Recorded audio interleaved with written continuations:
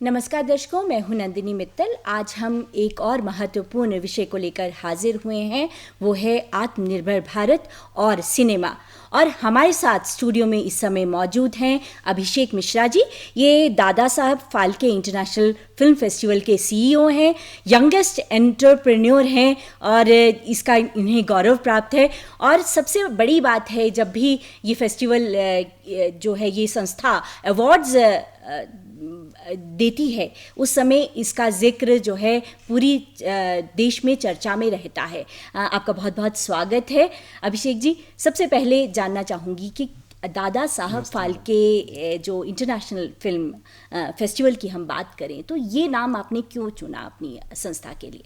Madam, Dada Saheb Phalke जी वो father of Indian cinema है। उन्होंने सिनेमा का जन्म दिया है इंडिया में जी।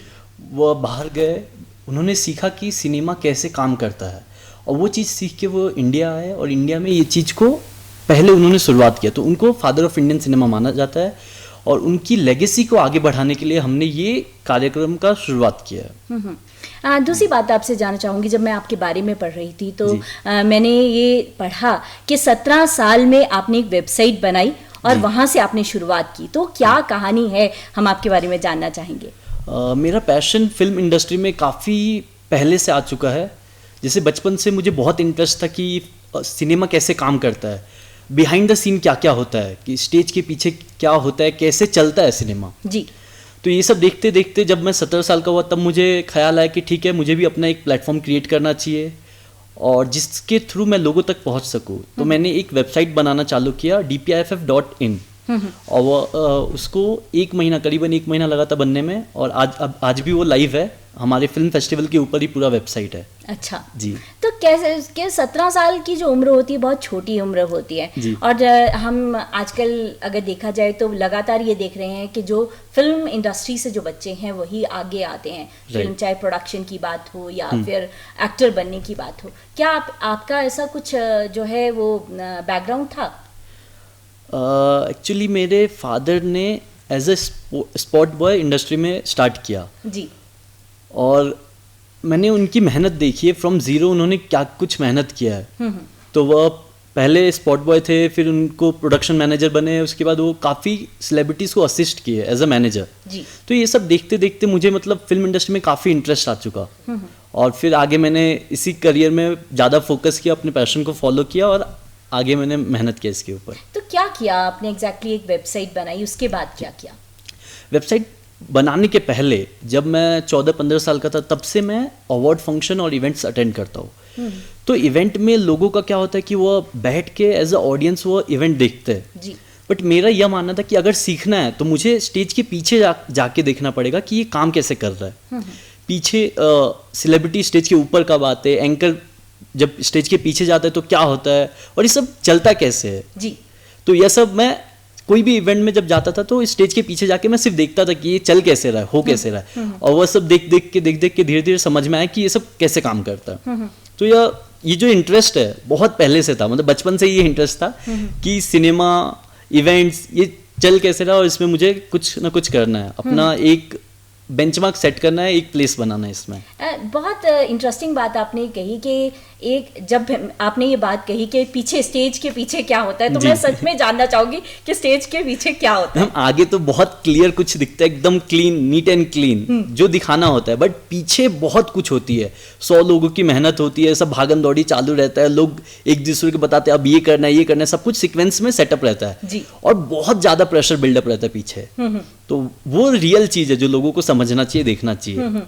17 साल की उम्र बहुत छोटी उम्र होती है और ऐसे में एक व्यक्ति का वेबसाइट बनाना अपने आप में, और किस वर्ष में आपने ये वेबसाइट बनाई? ये 2016 की बात है, 2015-16 की बात है। 15-16 की। उस समय अगर कहा जाए तो वेबसाइट बनाना बहुत आसान चीज नहीं थी। आपने कैसे सोचा? वो टाइम इतना ये चीज इजी नहीं था, अभी तो काफी इजी हो गया due to easy access and interface of internet, but पहले काफी टफ था। लेकिन धीरे धीरे मैं सीख के वो चीज बनाया जी। मतलब कोई भी चीज ऐसा नहीं है जो हमारे लिए इम्पॉसिबल है, अगर हम वो सीखना चाहे या करना चाहे तो बिल्कुल कर सकते।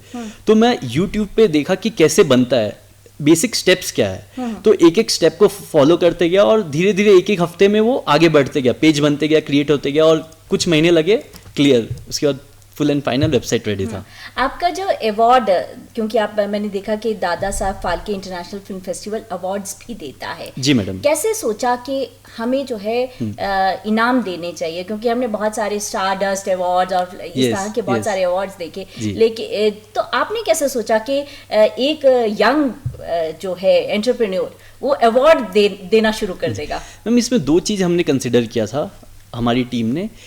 एक ये था कि दादा साहब फाल्के जी को लोग बहुत भूल चुके हैं, या जो अपकमिंग जनरेशन है वो उनको जानती नहीं है जी। तो एक तो उनके बारे में अवेयरनेस क्रिएट करना है हमें, और उनकी लेगेसी को आगे बढ़ाना है। और दूसरा बात ये था कि हमें एक रियल प्लेटफॉर्म सेट करना था, एक बेंचमार्क सेट करना था, जो कि अगर कोई नया आर्टिस्ट आता है एज ए डेब्यू, या फिर कोई कलाकार है जो डेब्यू डायरेक्टर है जी, या फिर शॉर्ट फिल्म है या फिर डॉक्यूमेंट्री है, तो उसको अगर एक ऐसा प्लेटफॉर्म मिले जो रियल काम के लिए ऑनर कर रहा है, उसकी क्रिएटिविटी और टैलेंट के लिए, तो वो चीज़ हमने इंटीग्रेट किया अपने इवेंट में। तो ये बाकी सबसे बहुत अलग है, बहुत हटके है और बहुत रियलिस्टिक है। अभी हाल ही में आपने राज्यपाल जो हैं उनसे मुलाकात की, आपने मुख्यमंत्री जो हैं उनसे भी मुलाकात की है। शिमला आना, कोविड कोरोना के समय में शिमला आना, और क्या डिस्कशन हुई आपकी उनके साथ? मैम हमारा यहाँ आने का पर्पस ये था कि हम टूरिज़्म, हिमाचल टूरिज़्म को प्रमोट करना चाहते हैं पैन इंडिया लेवल पे। अच्छा। क्योंकि जैसे आप देख रहे हैं कोविड के वजह से पूरा वर्ल्ड अफेक्टेड है, तो अभी ऐसा होगा कि जो टूरिज़्म इंडिया से लोग बाहर जाते थे इंटरनेशनल करने, वो अभी बंद हो जाएगा कुछ समय तक आगे इन फ्यूचर। और वो लोग को अगर आगे जाके 2-3 महीना बाद अगर टूरिज़्म उनको करना, अगर ट्रैवल करना है, तो वो ज़्यादातर प्रीफर करेंगे कि इंडिया में ही ट्रैवल करें। जी।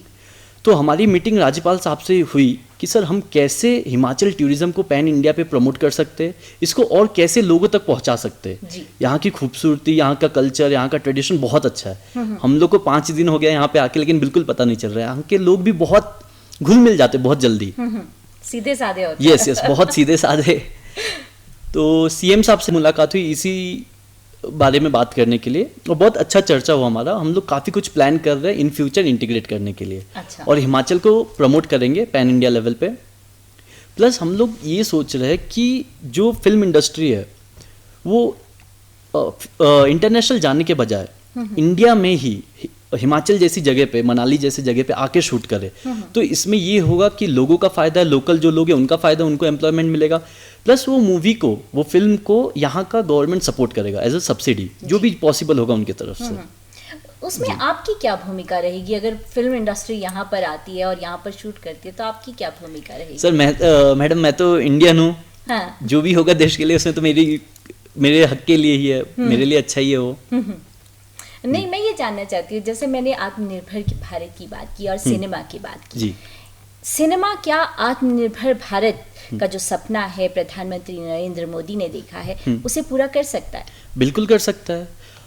अभी जैसे यंगस्टर्स है, कॉलेज के बच्चे हैं, उनका काफ़ी समय सोशल मीडिया पे व्यक्त होता है, और सोशल मीडिया घर घर तक पहुंच चुका है, एक एक इंसान तक पहुंच चुका है। तो अगर लोकल्स यहाँ के चाहे कि वो एक सोशल मीडिया के प्लेटफॉर्म से अपनी बात इंडिया के लोगों तक रख सके, तो बिल्कुल बन सकता है ये चीज़। मैं एग्जांपल आपसे पूछना चाहूंगी कि किस तरह से, अगर किसी कोई युवा है, यस, वो यूट्यूबर बन सकते हैं। अगर उनके पास टैलेंट है, कम्युनिकेशन स्किल अच्छा है, तो वो यूट्यूबर बन सकते हैं, कंटेंट क्रिएटर बन सकते हैं, सोशल इन्फ्लुएंसर बन सकते हैं, और अपना मैसेज, अपनी बात लोगों तक पहुंचा सकते हैं। अगर हम लोकल फॉर वोकल की बात करें, क्योंकि बहुत बार हिमाचल प्रदेश की खूबसूरती जो है वो पूरे देश दुनिया में मशहूर है। जी। बहुत बार बात हुई कि फिल्म इंडस्ट्री यहाँ पर आए, लेकिन जिस तरह की सुविधाएं हिमाचल प्रदेश में है, क्या सिनेमा यहाँ अट्रैक्ट हो सकता है? मैम जहाँ तक मुझे पता है, इंडिया के लोगों को ये बात पता है कि आपको अगर स्विट्ज़रलैंड देखना है इंडिया में, तो वो शिमला आएंगे, क्योंकि शिमला की खूबसूरती हम लोग स्विट्ज़रलैंड के साथ कंपेयर कर सकते हैं। और लंदन देखना हो तो आप शिमला आ सकते हैं। बिल्कुल, द मॉल आ सकते हैं आप। द मॉल रोड यहाँ पे बहुत अच्छा है जी। मॉल रोड की खूबसूरती भी वैसी ही है लंदन के जैसी। यहाँ का बिल्डिंग, यहाँ का आर्किटेक्चर बिल्कुल सेम है। जी जी जी जी। मैं ये जानना चाहती हूँ, क्योंकि हम जब बात करते हैं लोकल फॉर वोकल की, तो उसमें बहुत सारा रोजगार जी। जो है वो जनरेट करने की बात करती है। अगर फिल्म इंडस्ट्री, मेरे को मालूम नहीं है मैम, क्योंकि अगर फिल्म इंडस्ट्री हाँ इंटरनेशनल जाने के बजाय अगर वो इंडिया में ही हमारे स्टेट में आता है, हिमाचल में, तो यहाँ के लोगों को काम मिलेगा। जी बेसिक फ्रॉम खाने से लेके जो क्रिएटिव वाले लोग हैं उनसे लेके जो भी आसपास के लोग हैं उनको एक रोजगार मिल जाएगा। तो ये बहुत अच्छा बात रहेगा यहाँ के लोगों के लिए, एम्प्लॉयमेंट के लिए। मैं एम्प्लॉयमेंट की बात करूं कि अगर कोई हम माने कि लोग यहाँ पर हिमाचल प्रदेश में आते हैं, सिनेमा मुंबई से लोग एक फिल्म बनाने आते हैं, किस किस तरह की एम्प्लॉयमेंट जनरेशन की बात आप सोचते हैं? खाने के अलावा, रहने के अलावा, उसके अलावा क्या किया जा सकता है? यहाँ पे प्रोडक्शन में बहुत कुछ आ जाता है। यहाँ पे हम लोग पोस्ट प्रोडक्शन भी करवा सकते हैं, यहाँ पे एक स्टूडियो हायर कर सकते हैं, स्टूडियो के वजह से 100 लोगों को रोजगार मिलेगा वो दिन के लिए। प्लस शूटिंग पे हम लोग को बहुत सारे लोग लगते हैं, मैनेजर, असिस्टेंट, तो वो यहाँ के लोकल लोगों से हम लोग करवा सकते हैं, बजाय कि हम लोग वहां से मुंबई से लोगों को यहाँ पे लेके आते। तो जो चीज यहाँ पे उपलब्ध हो सकता है वो यहाँ से लेंगे। मुंबई से अगर 10 लोगों को आना है तो 10 लोग आए, बाकी के लोग यहाँ से हायर कर सकते हैं, तो यहाँ के लोगों को एम्प्लॉयमेंट मिलेगा। आपने देखा होगा कि हिमाचल प्रदेश की अगर बात करें तो बहुत सारी शूटिंग्स यहाँ पर होती आई हैं। बिल्कुल। लेकिन फिर भी कभी भी जो है वो शिमला, हालांकि हम 60s में की बात करें फिल्मों की तो तब भी शिमला नजर आता था। एन इवनिंग इन पेरिस की बात करें, उसमें भी लव इन शिमला हो गया 90s में। गया, बिल्कुल। बहुत सारी फिल्में यहाँ पर बनी और बहुत सारे कलाकार यहाँ से मुंबई गए और वहाँ उन्होंने अपना नाम भी कमाया। लेकिन फिर भी जो है शिमला एक बहुत बड़ा कहा जाए तो कभी अट्रैक्शन नहीं बन पाया। कुल्लू मनाली कभी अभी भी लोग आते हैं, वहाँ पर शूटिंग भी होती है, लेकिन हिमाचल प्रदेश केवल कुल्लू मनाली नहीं है या फिर शिमला नहीं है। इसके अलावा बहुत सारी ऐसे एरियाज हैं जहाँ पर बहुत खूबसूरती है। ऐसे में जब आप टूरिज्म प्रमोशन की बात करते हैं तो किस तरह से, क्या आइडिया है आपका, क्या प्रोजेक्ट है कि किस तरह से आप ये गैप को फिल करने के लिए हमें एक शूट करना पड़ेगा Himachal tourism. Point two point एक एक प्लेस को हम दिखाएं, उसके बारे में हम बताएं, उसकी हिस्ट्री क्या है, उसकी खूबी क्या है, उसकी खूबसूरती क्या है और वहाँ का लोकल कल्चर क्या है, वहाँ पे क्या चीज़ फेमस है। ये चीज़ अगर हम अच्छे से दिखाते हैं, प्रदर्शन करते और लोगों तक ये बात अगर अच्छे से पहुंचती है, ये मैसेज, तो लोग जरूर यहाँ पे आएंगे और एक एक चीज को एक्सप्लोर करना चाहेंगे। जैसे कि हम पहली बार हिमाचल आए और हम लोग खुद यहाँ पे रह के एक एक प्लेस विजिट किए, वहाँ के लोगों से बात किया और समझे कि यहाँ की खासियत क्या है, ये प्लेस का कल्चर क्या है, यहाँ के लोग क्या पहनते हैं, यहाँ पे क्या चीज फेमस है। तो वो चीज सीख के और समझ के बहुत अच्छा लगा। हमें ऐसा लगा कि हमने अभी तक बहुत सारी ऐसी चीजें जो लाइफ में एक्सप्लोर नहीं किया है और इस चीज हम लोग के लिए बहुत न्यू है। अच्छा, तो वो चीज में बहुत मजा आया। तो अगर ये गैप फिल कर दिया जाए कि लोगों तक ये मैसेज पहुंच जाए कि हिमाचल में क्या क्या चीजें हैं जो वो एक्सपीरियंस कर सके आके, तो ये बहुत अच्छा होगा और टूरिज्म बहुत ज्यादा यहाँ पे पॉपुलर हो जाएगा। आपने जो है इंडस्ट्री को बहुत नजदीक से देखा है। जी मैडम। और अगर हम फिल्म इंडस्ट्री की बात करें तो यहाँ उसकी चकाचौंध ये माना जाता है कि कहीं ना कहीं अट्रैक्ट तो करती है लेकिन आपका फ्यूचर वहाँ जाकर नहीं रहता है। राइट। आपकी जो Dada Saheb Phalke international film festival की अगर हम बात करें, एक ऐसी संस्था है जो यंगस्टर्स को प्रमोट करती है। आप हिमाचल प्रदेश के युवाओं को क्या संदेश देना चाहेंगे?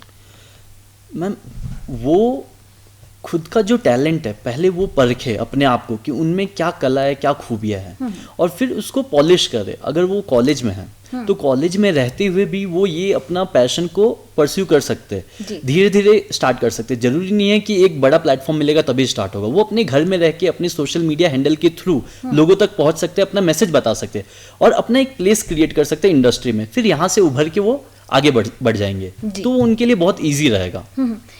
जब भी हम बात करते हैं रोजगार की, जब भी किसी भी सेक्टर को हम रोजगार से जोड़ते हैं तो उसकी अपनी एक ज़रूरतें होती हैं। सिनेमा में अगर कोई जाना चाहे तो उसको क्या क्या चीज़ें करनी चाहिए? उसके अंदर कला होना चाहिए, जो एक्टिंग है, एक्टिंग स्किल्स होना चाहिए और अगर उसके अंदर कला है, क्रिएटिविटी है, तो बिल्कुल उसके लिए बहुत आसान है जाना। तो यानी आपके एक तो आपको एक्टिंग आनी चाहिए जी, दूसरी बात कम्युनिकेशन स्किल्स बहुत अच्छी होनी चाहिए, बिल्कुल लैंग्वेज पे पकड़ होनी चाहिए, बिल्कुल हाँ, एक्सप्रेशंस होनी चाहिए, चाहिए, बिल्कुल। जी जी। क्योंकि आप सेंसर बोर्ड के भी मेंबर हैं जी। अगर एक आम आदमी के लिए पूछा जाए ना, तो सेंसर बोर्ड एक ऐसा बोर्ड होता है जो हर चीज़ पे कैंची चलाता है। आपने सेंसर बोर्ड को बहुत नज़दीक से देखा है। मैम, इसमें ऐसा कुछ नहीं है कि कैंची चलाना है, ये प्योरली कंटेंट पे डिपेंड है। आप क्या कंटेंट प्रोवाइड कर रहे हो और आपकी क्या इच्छा है, और एक गाइडलाइन होता है जो हम फॉलो करते हैं। जो चीज़ सोसाइटी के लिए बेनिफिशियल है, सोसाइटी के लिए सही है, वो हम लोग आगे पास करते हैं। जो चीज़ सोसाइटी को या सोसाइटी के लोगों को हार्म पहुंचा रहा है, उसको सिर्फ हम अवॉइड करते हैं। बस, इसमें ऐसा कुछ भी नहीं है कि कैंची लगा दो, ये सीन उड़ा दो, ये सीन काट दो, ऐसा कुछ भी नहीं। ये सिर्फ एक अफवाह फैल चुका है। हाँ। जी। सेंसर बोर्ड में काम करना आपको कैसे लगा? एक यंग मैम, ये मेरे लिए एक बहुत बड़ा लाइफ एक्सपीरियंस है, क्योंकि मुझे बहुत सारी ऐसी कंटेंट और ऐसी चीज़ें देखने मिलती है जो मैं जानता हूँ कि बाकी लोगों को देखने नहीं मिलेगा। क्योंकि कई ऐसी फिल्में होती है, 30 to 40% ऐसी फिल्में होती है जो सेंसर तो हो जाती है, बन जाती है, लेकिन रिलीज नहीं हो पाती है, थिएटर तक पहुंच नहीं पाती है जी। उसका कारण बहुत कुछ है, जैसे कि फाइनेंशियल प्रॉब्लम होता है, मार्केटिंग प्रॉब्लम्स होता है, या फिर उनको एक स्लॉट नहीं मिलता है जी, थिएटर स्पेस नहीं मिलता है। बट कुछ कंटेंट इतना अच्छा होता है कि वो देख के हमें बहुत कुछ सीखने मिलता है कि ऐसे भी फिल्म मेकर्स है जो इतना स्ट्रॉन्ग मैसेज वाली फिल्म बनाए हैं। तो वो मेरे लिए एक बहुत बड़ा लाइफ एक्सपीरियंस रहा है मैडम। क्योंकि आपने शुरुआत बहुत यंग एज में की जी। एक तो मैं आपकी कंपनी के बारे में जानना चाहूंगी कि वो एग्जैक्टली क्या करती है। अवार्ड तो देती है, इसके अलावा क्या करती है? Dadasaheb Phalke international film festival, ये एक ऑर्गेनाइजेशन है जो कि पूरा यूथ टीम इसको हैंडल करती है, मैनेज करती है। कितने लोगों की टीम है आपकी? इसमें 25 लोगों की टीम है और सब यूथ टीम है। अच्छा जी। और इसमें हम लोग फिल्म फेस्टिवल ऑर्गेनाइज करते हैं और अवार्ड फंक्शन ऑर्गेनाइज करते हैं, जो कि इसलिए ताकि रियल टैलेंट को हम अप्रिशिएट कर सके और ऑनर कर सके। फिल्म फेस्टिवल की अगर बात करें तो हिमाचल प्रदेश में बहुत सारे इंटरनेशनल फिल्म फेस्टिवल पहले भी हुए हैं। ओके। क्या आप सोचते हैं कि हिमाचल प्रदेश में फिल्म फेस्टिवल बिल्कुल मैम, ये तो हमारे लिए बहुत बड़ी बात होगी कि हम बॉलीवुड से, मुंबई से उठकर हम हिमाचल में आके एक फिल्म फेस्टिवल कर रहे हैं जहां इंटरनेशनल डेलीगेट्स आए। तो ये हमारे लिए बहुत खुशनसीब की बात होगी अगर हम ये ऐसा करते हैं तो। इसके अलावा क्या करती है आपकी टीम, किस तरह से काम करती है? मैम, हमारा साल में 2 इवेंट होता है। एक बॉम्बे में होता है, Dadasaheb Phalke international film festival awards, और एक हमने लास्ट ईयर ही इनिशिएटिव लॉन्च किया है, Dadasaheb Phalke award south. अच्छा। साउथ जो है वो साउथ फिल्म इंडस्ट्री को ऑनर करने के लिए सेटअप किया गया है। तो साउथ में भी 4 रीजन है, तमिल, तेलुगु, मलयालम, कन्नड़ा। तो हम वो रीजन को एक प्लेटफॉर्म दिए, एक बेंचमार्क प्लेटफॉर्म सेट किया गया जहाँ पे उनको उनके काम के लिए सराहना मिलता है, ऑनर मिलता है। ये कैसे सोचा कि पहले ये नॉर्थ से आप साउथ पे चले जाए? मैम, आजकल ऐसा हो गया कि बॉलीवुड का जो कंट्रीब्यूशन है फिल्म इंडस्ट्री में, तो उससे कहीं ज़्यादा साउथ का है। साउथ बहुत सारी मूवी प्रोड्यूस कर रही है, बना रही है, जो कि कंटेंट वाइज बहुत स्ट्रांग है, बहुत अच्छा है, और उनकी मूवी इंटरनेशनल लेवल तक जा रही है जी। और काफी बॉलीवुड की ऐसी मूवी है जो साउथ के कंटेंट को डब कर रहा है। तो साउथ अपने आप में बहुत स्ट्रांग है और बहुत आगे जा रहा है। तो हम लोग ने सोचा अगर वो इतना अच्छा काम कर रहे हैं तो उसको सराहना जरूर देना चाहिए, ताकि वो लोग और अच्छा काम करे और ज्यादा कंटेंट प्रोड्यूस करे। दूसरी बात, आप क्योंकि इतने साल में आपके पास बहुत सारे एक्सपीरियंसेस होंगे जो आप हमसे शेयर करना चाहेंगे हमारे व्यूअर के साथ। ऐसा कोई एक्सपीरियंस जो आप शेयर करना चाहें? मैम, एक चीज़ मैं शेयर करना चाहता हूँ, मैं काफ़ी लोगों से मिलता हूँ, तो उनसे मिलने के बाद वो सिर्फ एक मीटिंग तक सीमित नहीं रह जाती है। जब मिलता हूँ तो उनसे बहुत कुछ सीखने मिलता है। वो किस तरीके से बात करते हैं, क्या सोचते हैं, उनका रहन कैसा है, एटीट्यूड कैसा है, पर्सनालिटी कैसा है, वो क्या सोचते हैं, तो उनसे बहुत कुछ नॉलेज और एक्सपीरियंस सीखने मिलता है। तो ये चीज़ अगर लोग समझने लगे और कैप्चर करने लगे तो लोगों को बहुत हेल्पफुल होगा लाइफ में आगे उनका ड्रीम और पैशन फॉलो करने के लिए। अभिषेक जी, क्वेश्चन मेरे मन में आया जी कि अगर मेरे पास कोई 17 साल का यंग एंटरप्रेन्योर आए तो मैं सबसे पहले मेरा ध्यान रहेगा या 17 साल का एंटरप्रेन्योर। क्या ऐसा कभी आपके साथ हुआ? नहीं मैडम, मैं तो सिर्फ काम को फॉलो करता हूँ।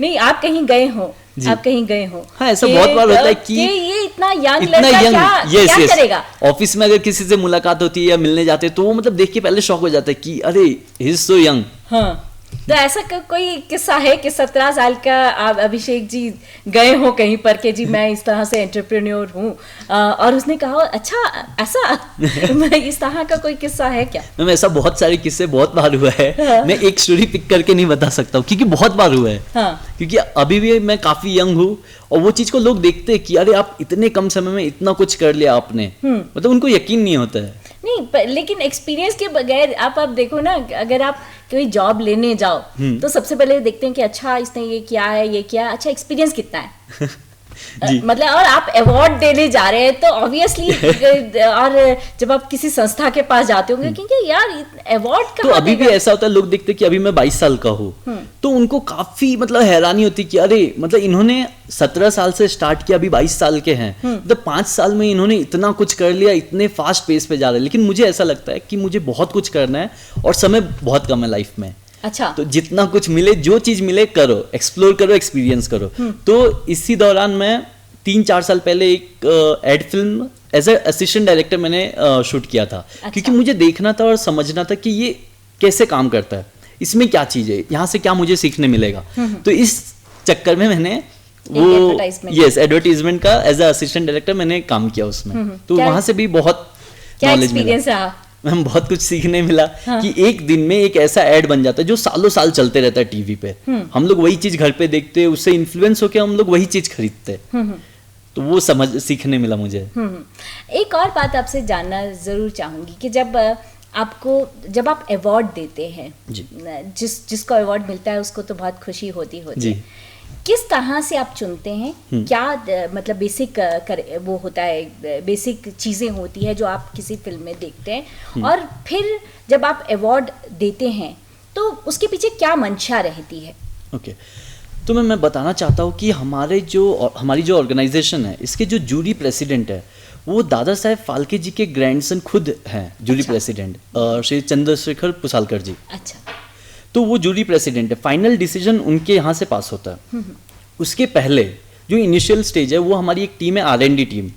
वो मूवी को एक कैटेगरी होता है, उसके अंदर मूवी शॉर्टलिस्ट करते हैं कि ये टॉप 10 जो फिल्म है वो बेस्ट फिल्म में जा सकती है। फिर हमारा जो मेंबर्स है, हमारे जो जूरी मेंबर का पैनल है, वो लोग डिसाइड करते हैं ठीक है इसमें से टॉप 3 ये सिलेक्ट हो सकता है। उसके बाद जो टॉप मैनेजमेंट है प्लस जूरी प्रेसिडेंट है वो फाइनल करते कि इनको अवार्ड देना चाहिए। सपोज मैंने एक फिल्म बनाई जी और मैं आपके यहाँ अवार्ड लेना चाहती हूँ, तो मुझे क्या करना होगा? मैम आपको कुछ नहीं करना होगा, हमारी जो टीम है R&D टीम, वो खुद आपके काम को देखेगी, जज करेगी और आपके लिए रेकमेंड करेगी हमारे जूरी को। नहीं, वो अप्लाई करूंगी ना मैं आपके को फिल्म तो भेजूंगी। तो, जी आपकी फिल्म अगर भेजना है तो आप फिल्म फेस्टिवल में सबमिट कर सकते हैं ओपन हमारी वेबसाइट पे जाके। अच्छा जी, और वहां से टीम के पास फॉरवर्ड हो जाता है। और उसके बाद वो एक प्रोसीजर होता है जो कि फॉलो होता है और आगे बढ़ते जाता है। कोरोना में अगर बात करें तो क्या आप अवार्ड फंक्शन करने जा रहे हैं? कोरोना महामारी है, बहुत सारी रिस्ट्रिक्शंस हैं, ऐसे में क्या अवार्ड फंक्शन आप करने की सोच रहे हैं? कोरोना को इंडिया में आते अभी 6 महीना हो गया और जहां तक हमें लगता है कि आगे 2-3 महीना में बहुत कुछ शांत हो जाएगा, शटल हो जाएगा। और जैसे कि अभी अनलॉक 4.0 आ चुका है जिसमें खुद ये बताया गया कि अब इवेंट्स हो सकती है with a minimum gathering of 100 people और 50 पीपल। हमारा इवेंट अगले साल है फरवरी में 20 तारीख को। तब तक काफ़ी चीज़ें नॉर्मल हो जाएंगी, सब कुछ सही हो जाएगा और हम बहुत लिमिटेड लोग, बहुत कम लोगों के साथ इवेंट करेंगे। फिजिकल इवेंट ही होगा जैसे हर साल होता है, बट पिछले साल ऐसा था कि 500 के लोग, 500 की गैदरिंग थी, बट इस साल हम लोग उसको लिमिट करके 100 तक लेके आएंगे ताकि 100 लोग की गैदरिंग रहे। और वहाँ पे भी हम लोग सोशल डिस्टेंसिंग का पूरा प्रिकॉशन लेंगे, फॉलो करेंगे जो भी नॉर्म्स है और फिर इवेंट करेंगे। अभिषेक मिश्रा जी, आपने बहुत सारी जानकारी हमारे साथ साझा की। आप अवार्ड फंक्शन करेंगे, हमारी शुभकामनाएं आपको, और आप इसी तरह से आगे बढ़ते रहें और जो आपकी ड्रीम है आप उसको ज़रूर जो है उसको पूरा करें। ये हमारी आपको जो है दुआएं भी है और शुभकामनाएं भी हैं। आप हमारे साथ स्टूडियो में आए, आपका बहुत बहुत thank you so much ma'am, बहुत अच्छा लगा।